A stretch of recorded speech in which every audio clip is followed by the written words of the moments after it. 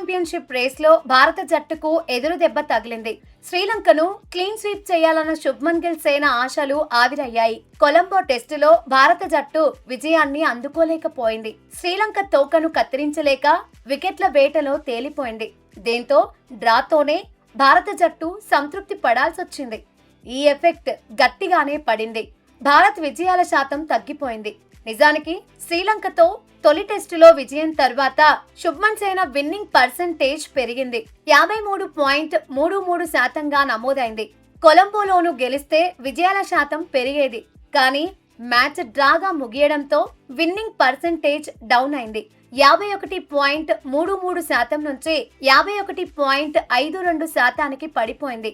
Colombo match draw కావడం వల్ల 12 పాయింట్లకు బదులుగా భారత్ ఖాతాలో 4 పాయింట్లే చేరాయి. ప్రస్తుతం పాయింట్ల పట్టికలో శుభ్మన్ సేన 5వ స్థానంలోనే ఉంది.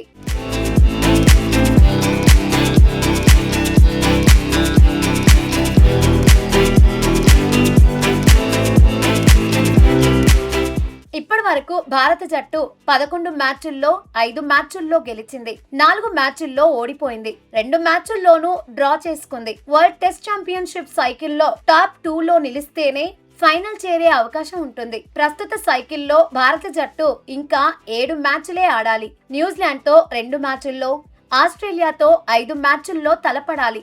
అయితే ఈ 2 సిరీస్ల్లోనూ భారత్ కు సవాల్ తప్పదు. ఫైనల్ రేస్ లో నిలవాలి అంటే ప్రతి మ్యాచ్ శుభ్మన్ సేనకు కీలకమే. ఓ రకంగా డూ ఆర్ డై మ్యాచ్లు వంటివే. దీంతో భారత జట్టు అసలు టాప్ 2లో నిలవగలదా లేదా అనే చర్చ జరుగుతోంది. న్యూజిలాండ్, ఆస్ట్రేలియాపై అద్భుత విజయాలు సాధిస్తే తప్ప శుభ్మన్ సేన ఫైనల్ కు చేరలేదని ఎక్స్పర్ట్స్ అభిప్రాయపడుతున్నారు. ప్రస్తుతం పాయింట్ల పట్టికలో ఆస్ట్రేలియా, సౌత్ ఆఫ్రికా టాప్ 2లో ఉన్నాయి. న్యూజిలాండ్ 3వ స్థానంలో, బంగ్లాదేశ్ 4వ స్థానంలో నిలిచాయి.